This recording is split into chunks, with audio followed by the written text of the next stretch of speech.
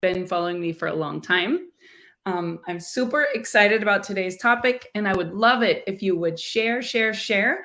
Also, make sure that you turn on your notifications so you're subscribed to my YouTube, my podcast, my Facebook notifications. Help me reach a ton of people.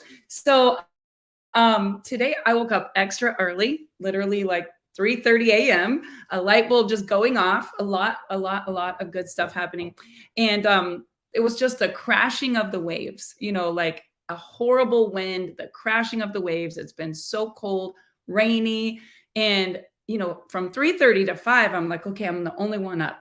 I'm reading, I'm praying, I'm thinking, and then at 5, I'm like, how do I just be still and sit here until the rest of the world wakes up? If I even went on Instagram or Facebook, the reels are like playing loud music out of nowhere. Have any of you ever done that in the middle of the night? You think, you're not going to make a noise. And then all of a sudden it's like a loud voice of your favorite motivational speaker. And you're like, ah. So then I turn that on silence, like there was nothing to do but sit and to be still. And, I think for some people that's really hard. For me, it's really hard to just sit and be still. And deep in your being, like, deep inside whatever your intuition is telling you to do. But to know and not to do is not to know. I'm going to say that again. To know and not to do is not to know. So a lot of times, we're just going through the motions. We just feel really good. We're just so excited. We're just, sitting here in our little comfort zone. But the reality is deep down, there's this inner voice that's telling us, like, you need to take action. You need to take massive and immediate action. And for most people, action is scary. But for me, action cures fear. To stay stuck and not go do your big dreams and goals means that you're not acting in faith, you're acting in fear. Because when you have fear of the unknown, then it's this anxiety of the future. When you're thinking about the future and you have fear, it's anxiety. Like, what if this doesn't happen? What if this does happen? What if I'm not accepted? What if I'm not loved? What if I, get my feelings hurt? What if I fail miserably? There's all this anxiety. When you think about the past, there's all this regret. There's all this like grief and regret, or there's a ton of joy and depression because you miss what was. You hear people talk about the good old days. Oh, them were the good old days. And our words are so powerful. Our words speak into existence everything that we say. And the scary thing is, this butterfly effect is so real that we can be thinking a negative thought and negative shit just starts happening, right? Like nothing bad was even happening. Have you ever heard the saying, when it rains, it pours? Because that person was like in the vortex, and then they got out of the vortex, and then it's like a spiraling downward, where when you get in the flow, you want to stay in the flow, because if you get out, it's so hard for people to get back in the flow. And that's why I wake up every single morning. Good morning, all of you. And I work so dang hard to not just get in the flow, but to stay in the flow. And that vortex is my space where I know my kids and I, we always do this dance, and I know they'll die when they see this live. But if I message them and say, hey, let's jump in the vortex, like everyone sends a video of themselves like, ooh. And it's crazy because they'll be in their stores having a 0 day where they plan to pay the rent, or they plan to pay the car payment, or they plan to pay the insurance or sales tax or whatever it is in our retail world. And there's a 0 day, and it's been a slow month. But, yesterday I was talking to a coach that I work closely with. That's one of our top accounts in our traditional business. And he said, one sale can make the day, and one day can make the week, and 1 week can make the whole month. And he was sharing with us just some of his days where, it's a 0 day, and then all of a sudden, boom. And we've been a manufacturer for this one retail chain for a long time.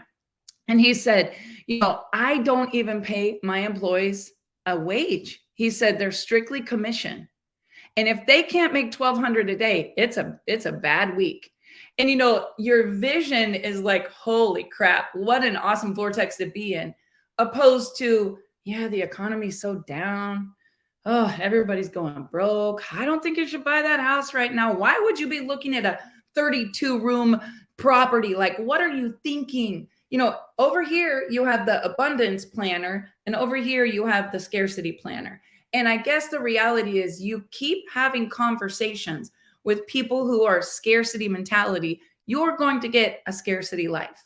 When you plan to explode and you plan to be wealthy and you plan to take the trip, pay off the credit card, buy the property, have a vacation home, step into your greatness, write the book, give to the, charity of your choice, build the church, make the nonprofit a dream come true. Like, it's going to happen. And that is the problem with most people. They don't plan to fail. They just fail to plan. And they keep doing what they've always done, expecting to get a different result. And you guys, that is the definition of insanity.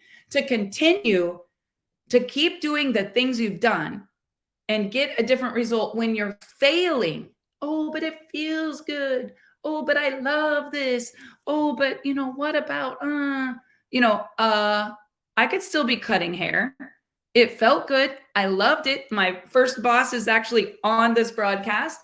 I was the best. I knew I was the best. I had haircuts lined out the door at 7 a.m, at 9:30 at night. Some people might argue, Barb, you weren't the best. I was the best. I was booked solid. I loved my life. I was changing people's lives. I was making them feel important. They would come in ugly and leave beautiful. Nobody was ugly, but they thought they were.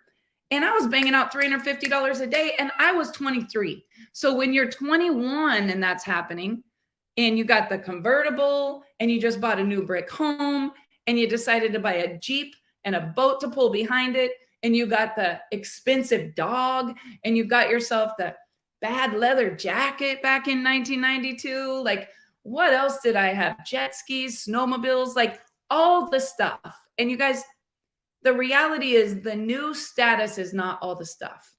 The new status of you being successful is not all the things. Because there were times where I had 0 things and I was happier than ever. And there were times when I had all the things in misery from the time I woke up till the time I went to bed, just living in fear, just surrounded by icky feeling. And I learned the lesson.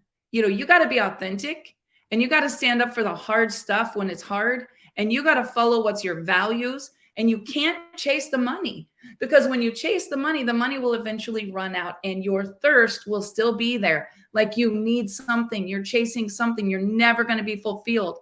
When you really figure out what it is that makes you tick, that makes you happy, then and only then can you truly be successful. And I want to help you to plan for that. Now, before I go on with today's No Guts, No Story, I want to invite all of you in a private coaching page where right now it has been limited to 9 people, right? We're going to add a few more, and you can do it for free. It won't cost you anything. Test it out for 7 days. Actually, I think it costs $1, just so we know you're a real person. You can test it out for 7 days. And if you don't get any value, jump out of there. Jump out of there. I had one person that just wanted to be nosy and see what was in there, get all the stuff, and then jump back out. That's okay. You can be nosy. But let me tell you, I have some amazing mentors of mine lined up coming into that group. How to pay off your debt, how to reduce your credit card debt, how to create another stream of income. And it's not MLM. Don't think I'm trying to recruit you. There's tons of ways that you can make money. How to improve your relationships, how to bring your family back together, how to get over trauma, how to, forget your past and move forward with your future, how to be able to plan your dream life and actually execute and take action, see that happen. So that group is a private group. I can't even tell you the name of it, but if you go to davidandbarb.com/best, BEST, that is the code to get you into the group for $1.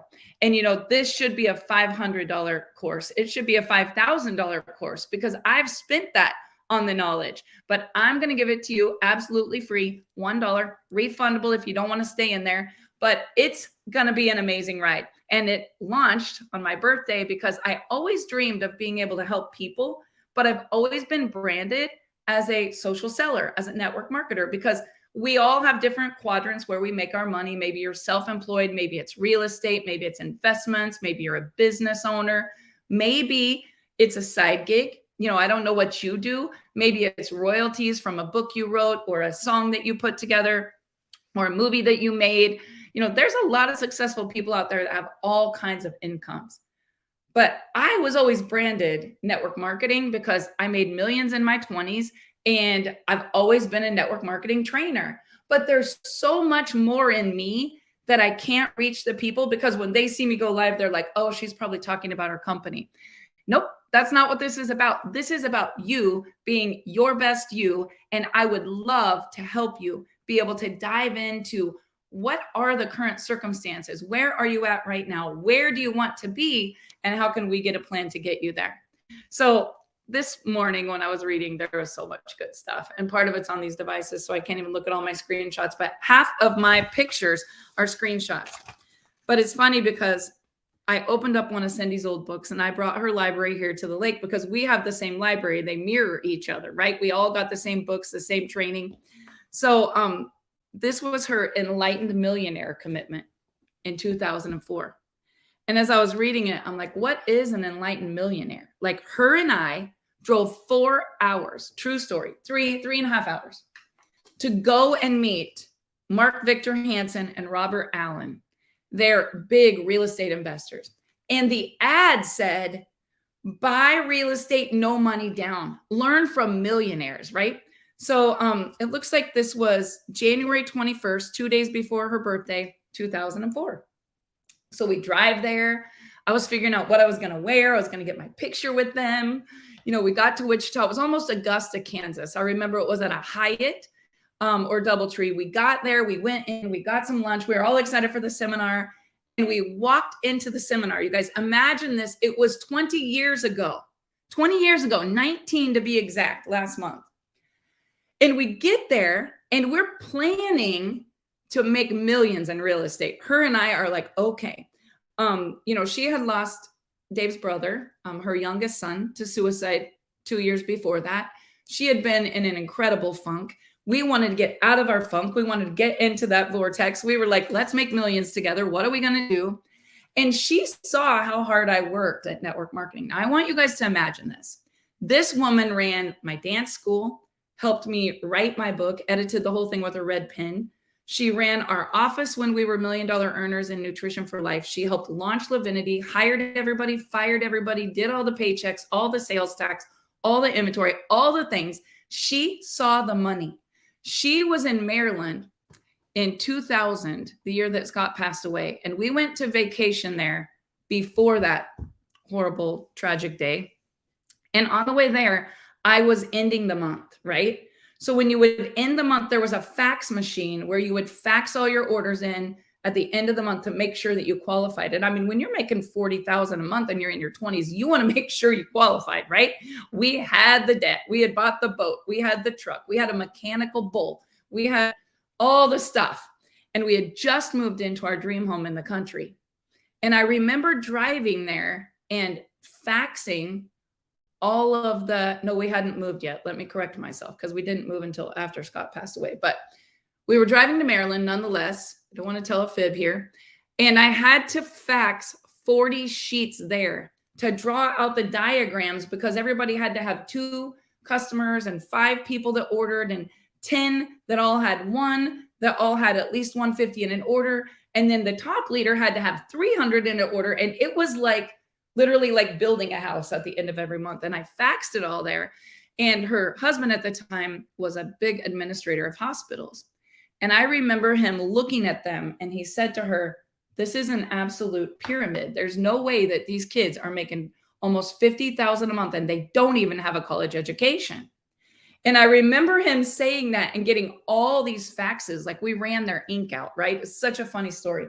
We drove 18 hours. We got to Baltimore, Maryland area, Annapolis, or Deep Creek Lake is where we went. And I remember him looking at this, trying to tear a hole in it. And that company eventually went out of business, but they paid us a lot of money. And I will tell you, I remember him looking at it saying, this is the most genius thing that I've ever seen in my life. These kids are changing people's lives.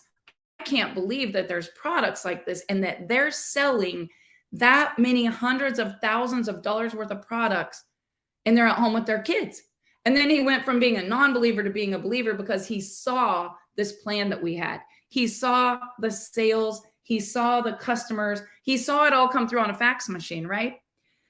But I remember when that whole thing went crashing down, and I had to get a plan because I had the overhead, I had the debt. I was used to the lifestyle. Like my kids were enrolled in the preschool. One was enrolled in dance. I mean, we needed to be able to pay all these things, or we would have to quit dance, take them out of preschool, sell the truck, get rid of the boat.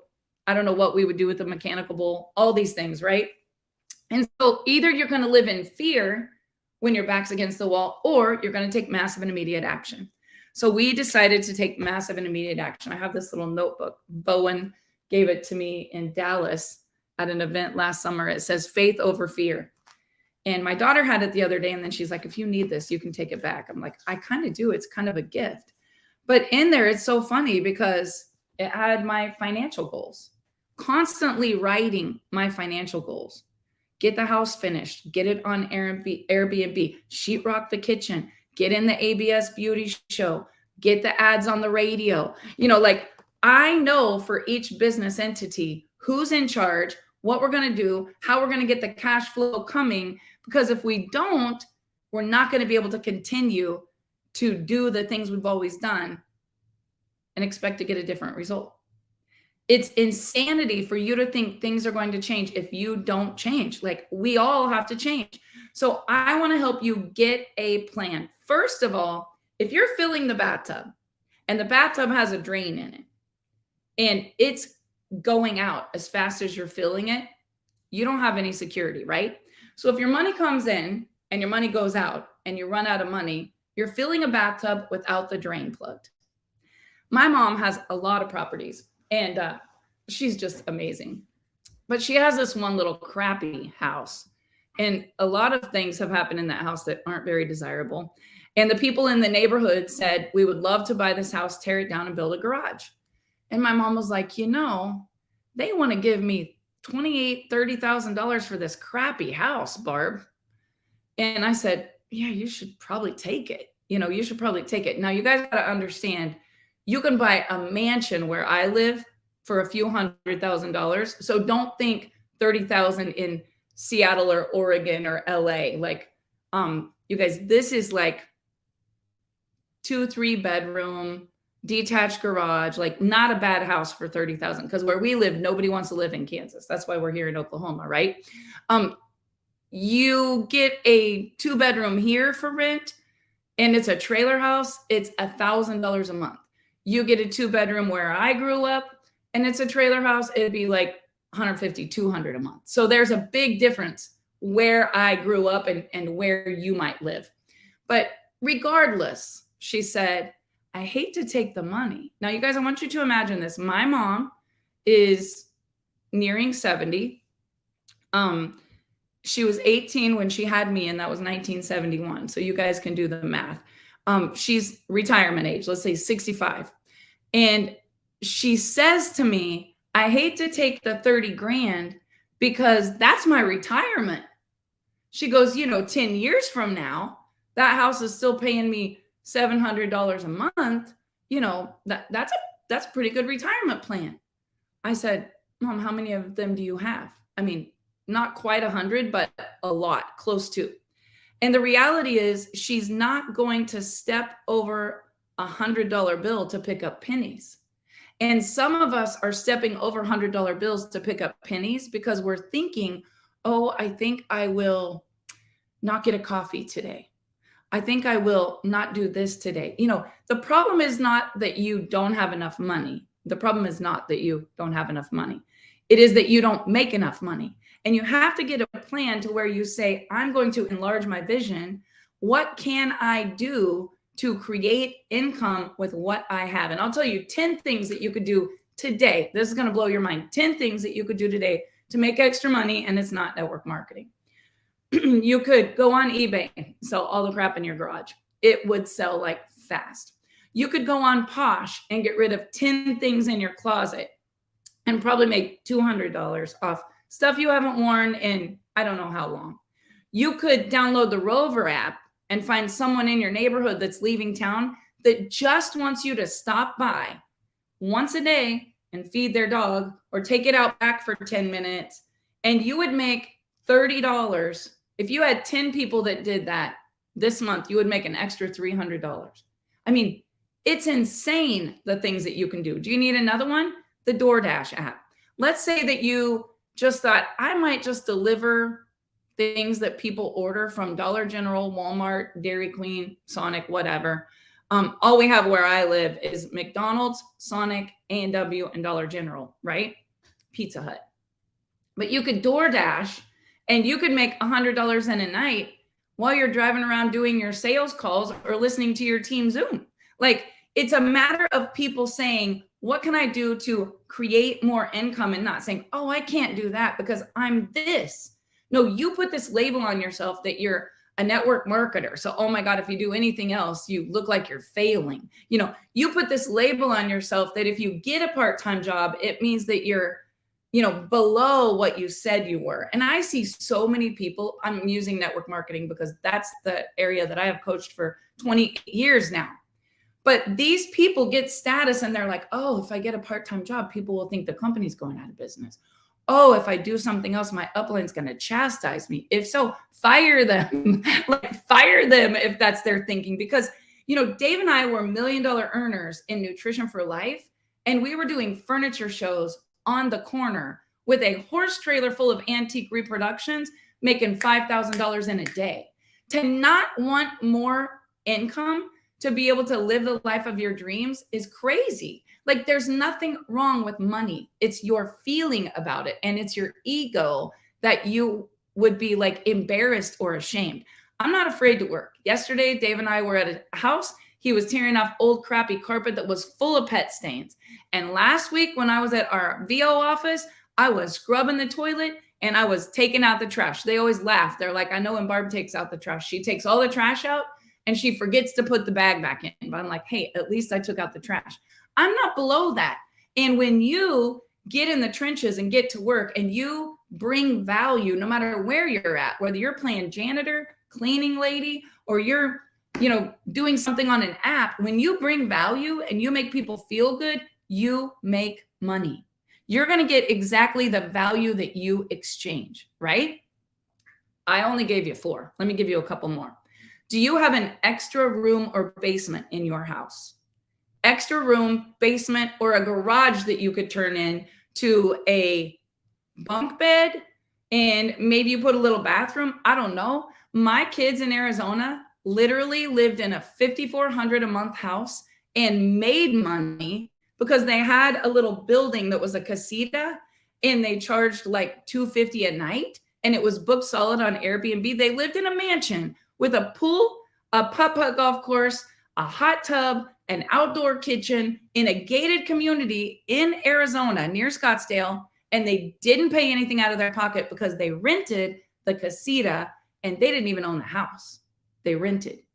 See, you've got to be creative and think like a millionaire. Even if you think that word sounds bad, think like a millionaire. What would they do?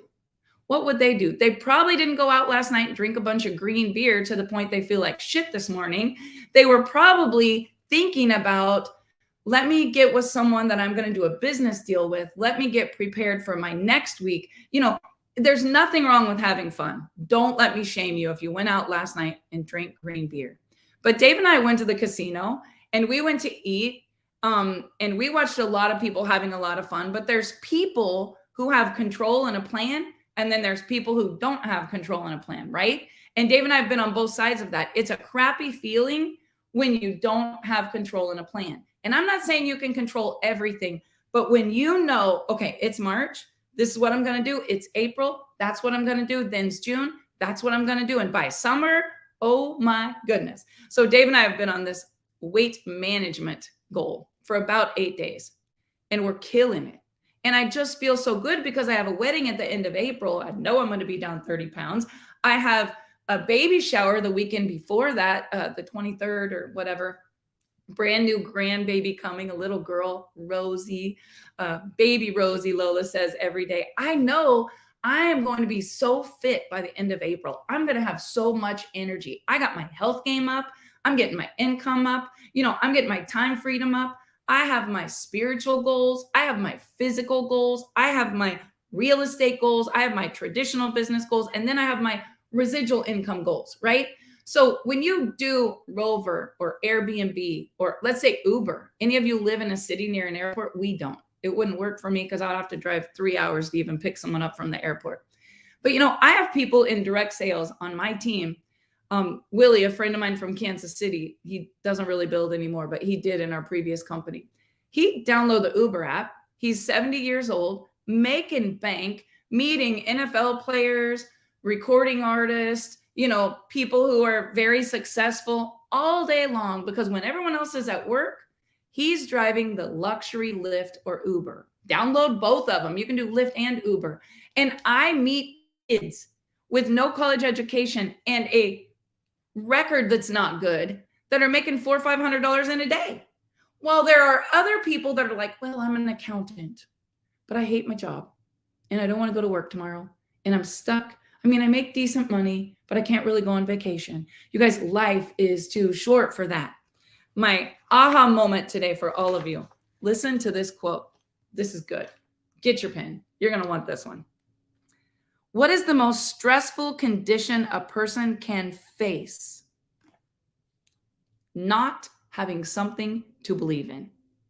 What is the most stressful feeling a person can face? When you don't have something to believe in. So action cures fear, but an ounce of doubt can sink the whole ship. And you know what? I would rather be believing in something small that I knew was my game plan and it could grow, just like my mom said, than getting a big chunk. I see so many people that get lured to this company or, if you can be bought, you can be sold. I've been lured. People make me all these promises. Pretty soon the grass isn't greener. It's only going to be green where you water it. And there's going to be good and bad no matter where you go.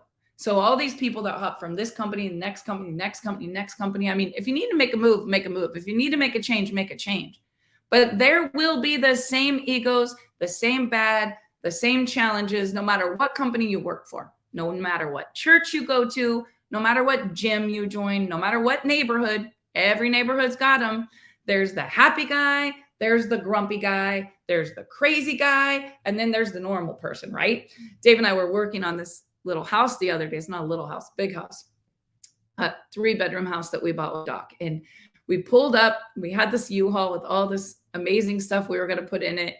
And Dave was working on the yard and whatever. And it just looks like a pile of crap in the yard. A chicken coop, a greenhouse, a whole bunch of PVC pipe up in the air. And then it has like that snow fence that you see that's like orange on the overpasses, like draped over the top of it. Just looks terrible. And next to that is a house where a guy has like 45 demo cars. One is pink and he pulled it right up next to the street just to piss off the old man that wants it moved, right? Just because the old man doesn't want it there, the neighborhood rebel decided he would park it partway on the road just to make the old man mad every morning when he wakes up. Like, there are these people everywhere you go. Trust me, they're everywhere. They say there's only 5 or 6 mean people in the world, but some days I've decided they follow me around, right? Especially when I was in Germany. Oh my goodness.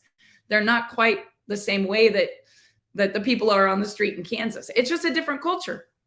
But Callie and I would laugh about it, be like, okay, no more mean people. We're just all love all the time, so happy, so giving, so forgiving, that it's crazy then when you get around people that aren't like you. But you just got to allow those people to be how they are, and you just jump back into the vortex, right?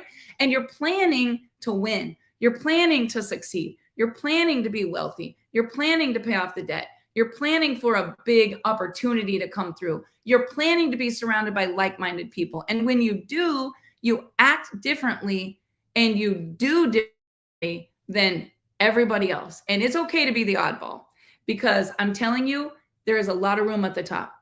There is so much room at the top. Don't go with the flow where everybody else is going. Don't just float down the river. You ever seen a frog get cooked? They don't even know they're getting cooked. They're just like, don't rock the boat. So cozy in here. Oh, it's so warm. And all of a sudden they're boiling and they're dead. Like, you've got to follow your authentic truth deep inside and know what feels good and know what doesn't feel good. So I want to help you guys get a plan. We are doing that all week in my coaching program.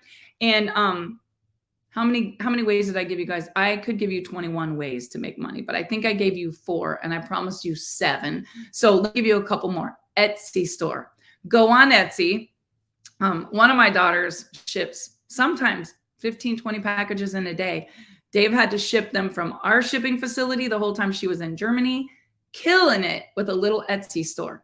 And my other daughter, Brooklyn, she did an antler store. And there was a time where she had to turn her store off. She kind of took a break over the last maybe year and a half. She wasn't on there. 250 orders in her Etsy store. You know what she sells? Deer antlers that she finds for free. Sheds, because they're all over our property. And she made them into, necklace holders and wine bottle holders and maybe just a coat rack, like sheds. And here we are in Oklahoma. She's like, Dad, you think we could go find some sheds? We could crank back up my store. Well, Dave's like, well, the one thing I don't want to do is have to build the table you put on there. She put an antler table on there, crazy amounts of money. And next thing she's like, Dad, I sold one. We got to make it, leap and the net will appear. Etsy is a great place and only handmade things can be on Etsy. So people are going on there. They're looking for your craft. They're looking for your skill. They want it to be a handmade gift. She got me the cutest candle off there this week. It says, I hope this candle smells better than all the shit I put you through. And I mean, it was just funny, but it's a handmade candle and they just stuck a label on there. Like you're not going to see that in just any store, right? But Etsy, that's another great place. What about Shopify? I mean, every single one of you could go right now to GoDaddy and you could pick whatever product it is that you sell and you could create a website tonight for $14 and you could make up your own domain, Barb's Badass Bosses or Barb's. I mean, there was a time where my weight loss product started with a B. So then I was that. And then most recently I was Slap That App. And then, I'm Barb's Best. Best stands for Barb's Everyday Success Tip.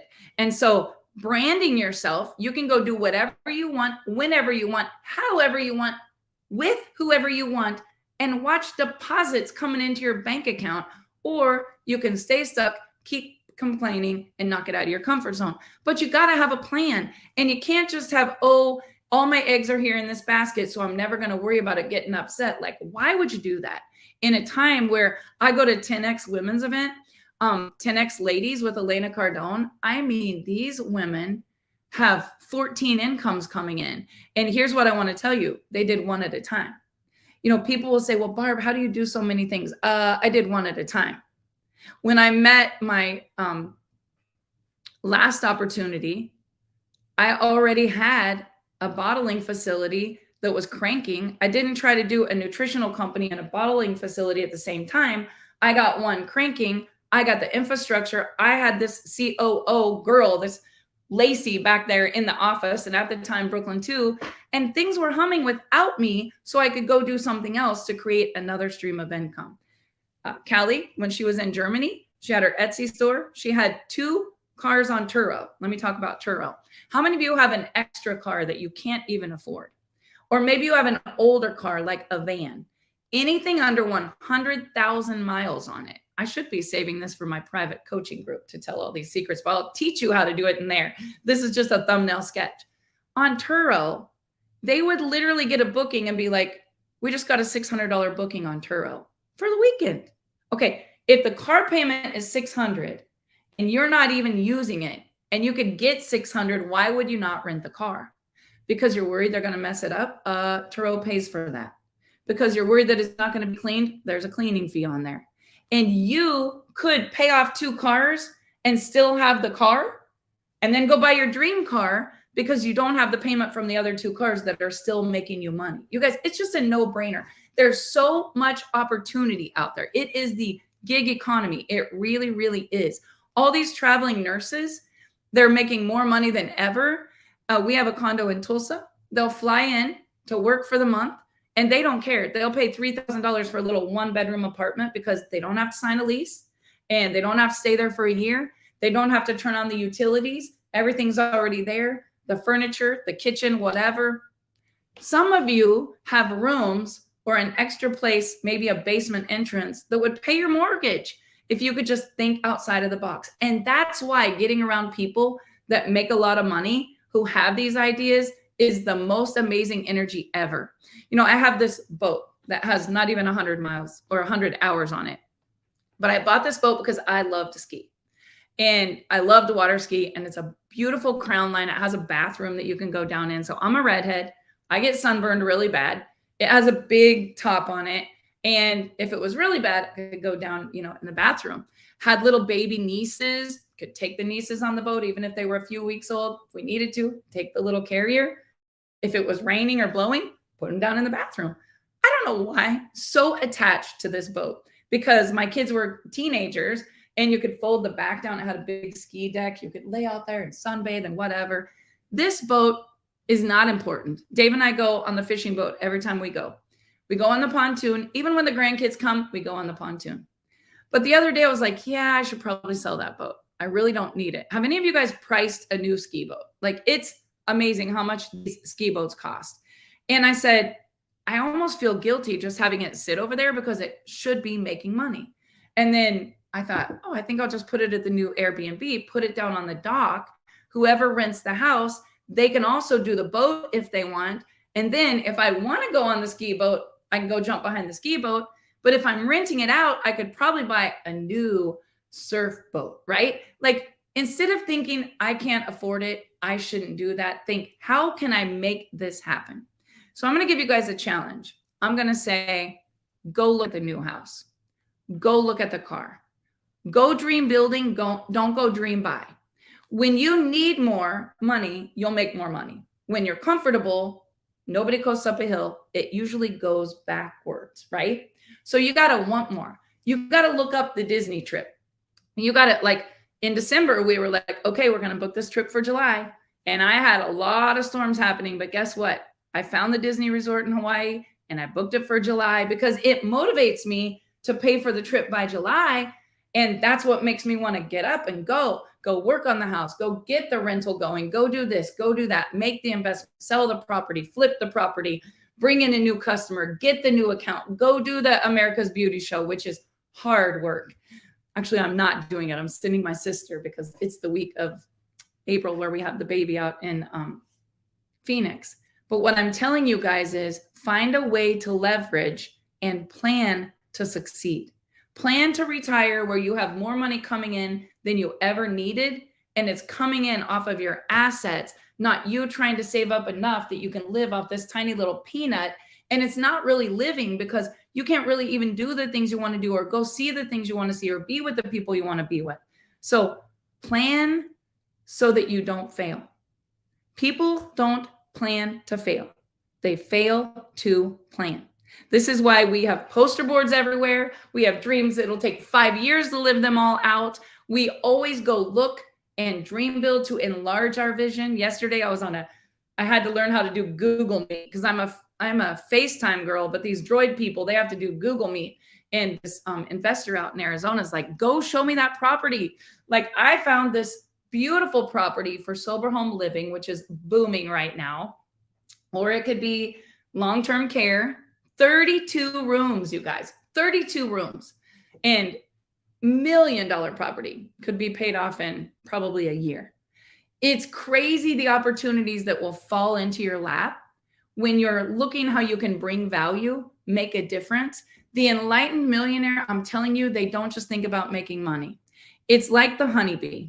And I'm going to end with this story. I was reading it this week and I thought it was amazing. The thing about a honeybee, and what's so important about it, the honeybee is flying around in this process. Its primary goal is to obtain nectar to make honey, right? It really wants to just make honey because it's a honeybee. But what happens is at 90 degrees, when this honeybee is flying, in the flight path, pollen is being dusted on its wings. And as it goes on search for more nectar, it's far more important that the outcome is not making honey, but for results in creating a beautiful garden. See, enlightened millionaires, people who are planning to have abundance instead of scarcity, They bring so much value in pursuit of their dreams and goals. Yes, I would love to own the property.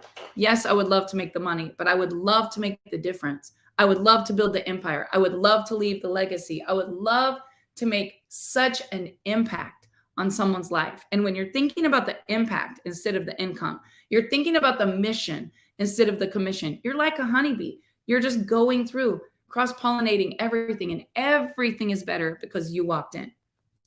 My last story is this pile of junk that's sitting behind this house. It's a pile of junk. It all needs cleaned up. Next door to us is a lot of junk. And on the right-hand side is this beautiful manicured lawn that you could literally go sit in the middle of and take a postcard picture for Easter if a bunny hopped up. It's perfectly green. It's perfectly groomed. It has sculptures, rock gardens, not a single weed. And then you got Trashville, the place that we just bought that needs cleaned up. And the other day, as Dave and I were unloading all of his mother's furniture out of a U-Haul and having a really deep talk, we looked to the right and there's a little old man sitting on a trailer. And the little old man says, "Hey." Dave goes walking over there. He goes like this with his head. He's got a cane and he says, "I had an injury and I fell 5 or 6 feet and I've had a couple back surgeries." And pretty soon his wife comes driving down the winding road. They live at the bottom of the hill on the lake. She goes, "What's he telling you?" Probably just a bunch of BS. The guy's, I think, 94. I don't know. He's old. Very wise gentleman. He says, "When you cross Sailboat Bridge, I just sold all those buildings." I said, "We're looking for a building here so we can move our traditional business here so we can be here all the time, not have to go between Kansas and Oklahoma. Can't find a building here. It's just booming." He goes, "Nope, probably have to build one. They're few and far between. Not very many people have a building for sale. If so, a little building be $1 million. He says, "But I just sold all mine." He says, "And I own that property and that property. I own a lot back there." And then he says, "That guy next to you, he's crazy. Good Lord, he's crazy." He says, "The people down the hill," he says, "they're super nice." He said, "I went and knocked on their door the other day. They didn't answer. Lost their son last year to suicide. I don't even think they've come out of the house." And in my brain, I'm just like, I could so relate, right? He says, "And then these people over here on the corner, they're realtors. They're investors. They come pulling in their Bentley or Mercedes convertible, right?" And he goes, "Tell me about you." He goes, "This guy here next door to you with the groomed lawn, he had an accident the other day. He's been at the hospital. His wife's had cancer and this and that." He says, "But this old man, this house you bought," he said, "we put asphalt in this road." And he said, "He was so tight, he wouldn't even pitch in for the paved road." And, Dave and I are getting this opinion of everyone in the neighborhood. And all I want to do is go knock on the door and hug the mom that lost her son to suicide. So I can't wait to meet all the people because I'm this personality that wants to go help all the people, right? And this old man's sitting there and he said, "You're probably going to learn from everyone that I'm the a-hole of the neighborhood." And in our mind, he was a pretty nice guy, but I'm sure the kid next door to us with all the demo derby cars would probably agree this guy is not nice. It's just opinions. It's just labels, right? And then yesterday, the man next door with the perfectly groomed yard, and he has a carved eagle out of wood up on a pedestal. I heard him come up to the yard and start talking to Dave, and we had some music going. Brooklyn was going through the greenhouse, finding all the old antiques, and I was inside putting paper down because I want Dave to spray the whole thing today so I can hurry up and get furniture in there. I can't wait. And I hear this conversation. I go out there and the guy says, "My name's Jim. My wife's Terry." He said, "Yeah, we're only here part-time." I said, "Where do you live?" He said, "Oh, over by Tulsa." So we talked about Callie's store and Callie's property. He goes, "Yeah, my wife, she didn't really want to move in here." He goes, "You ought to put a fence up, get rid of all that trash." And then as we talked, we were down there by the greenhouse and we were by the chicken coop and all of this mangled up orange fence that I told you about earlier. And I said, "I never met the guy that lived here, but he seemed super nice. He was a widow." He goes, "Yeah, his wife passed away." He goes, "He wasn't a trashy guy. He just couldn't get down here and get the work done. He just got older and he just couldn't do it." He goes, "That's not all trash." And Brooklyn, being a yellow personality, is overhearing this whole conversation. And on the way there, she wanted to save a white dog that was black with mud that was in the ditch because she has a yellow personality that would save the dog before she would buy her own lunch. And all she can think about is, all of these people that need her. So we're having this conversation and I hear her ears perk up. He says, you know what this is? He said, it all needs to be torn down. He said, he had an obsession with monarch butterflies because they are an endangered species. And he said he wanted to save all the monarch butterflies. So he built this contraption because it would keep them in. All this orange danger net, all these PVC pipes, all this wire. It's actually a monarch butterfly farm. And you guys, it's so crazy because this morning at 5 a.m., Tammy Pratt, who's a friend of mine in a company that I'm in, posts this thing. I think it was her. I might get this wrong. She posted something that was good. I saw a lot of stuff in 2 hours in the middle of the night. But it said, be careful not to do winter gardening and clean up the trash too soon because the butterflies and the bees live in the dead twigs and under all the wet, dirty leaves. And you guys, I'm like, oh my gosh, we're about to go tear that trash down.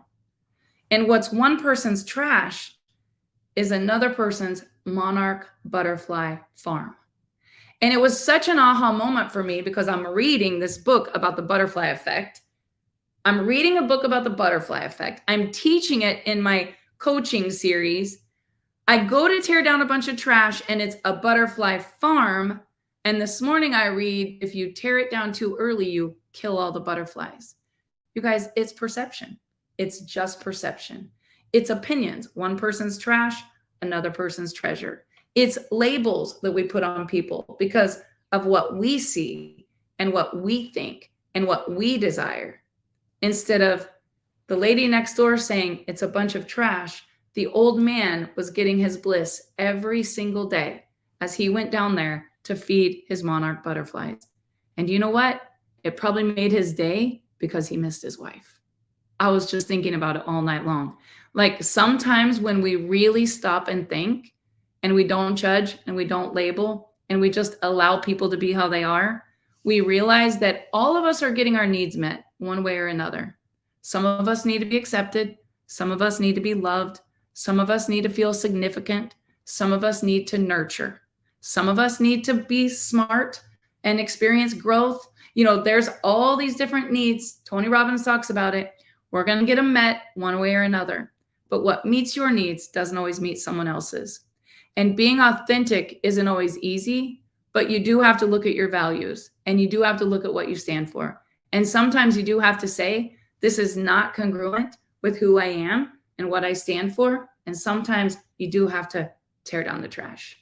But you got to be realizing that if you don't have a plan and you're not executing with action, which is why I started this coaching group, if you're not taking action and you're not executing, you are getting boiled like the cooked frog. Nobody's growing in their comfort zone. You're either growing or you're dying. I got a lot of flowers out there, and I said that was my last story, so this is it. I got a lot of flowers on my birthday. Beautiful flowers. Brooklyn got me some. Chance and Daisy sent me a ginormous. Dave was like, this is the first year I got you flowers, but the whole house was full.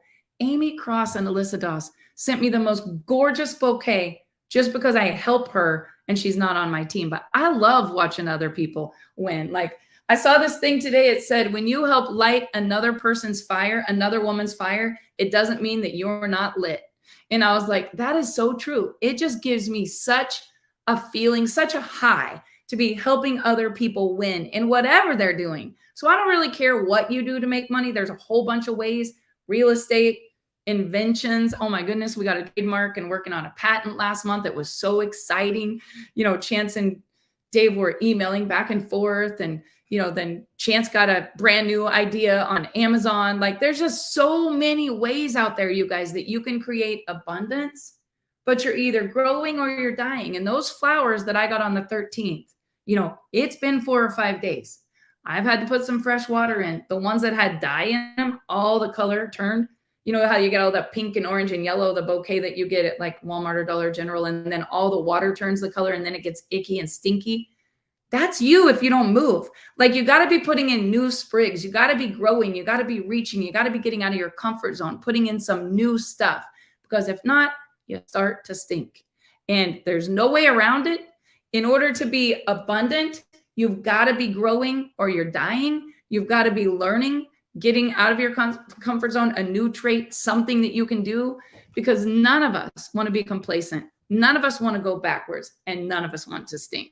So I hope you guys are inspired to get a plan. I would love for you to join my coaching group. We're going to have some one-on-one Zooms this week, some small group Zooms. You can take from it whatever you want. You don't have to be in a private Zoom where you're going to feel uncomfortable. Don't let me intimidate you.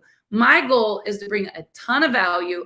My goal is to help create other millionaires and help them manifest the life of their dreams, even if they were never on my team in network marketing. I mean, there's a lot of ways that we can do it. And I know that you can if you will. So jump in my group. It's davidandbarbpitcock.com. No, it's David and Barb, no Pitcock, because that always gets thrown out. They think it's a naughty word in the search engines. It's davidandbarb.com/best. I need to write that down. My web designer built it and I need to remember it. davidandbarb.com/best. You can jump in there for $1. Take all the value and jump out if you don't want to pay. But we are going to build an empire. And I would love for you to be a part of that. There's no selling in there. There's no recruiting, and there's no network marketing. It's strictly a generic coaching group. And I'm going to bring a lot of my mentors in there to share with you the secrets that have helped us to not just create financial freedom, but time freedom, lasting relationships, lots of investments, lots of opportunity. The way you find those opportunities is you get around the people that are movers and shakers, and they're looking for people to partner up with them. And then there you are, right? In the right place at the right time. And luck has never had anything to do with my success. It's always been hard work. So yesterday on St. Patrick's Day, I was like, yeah, it has nothing to do with luck. But sometimes luck is you running into the right people, and you run into the right people and opportunities every day. It's just most people, it's right there in front of them and they don't take action. So I hope you guys had a great day. I hope you got good value out of this. And if you would please share, tag, help me build this community where every Saturday morning, no guts, no story, absolutely free to every single one of you. I'm just trying to bring value and serve people with everything that I've been through and everything that I believe. If it helped me, someone shared it with me. I would love to help you by sharing it with you. So you guys make it a great day. And I hope that you got some awesomeness out of this broadcast.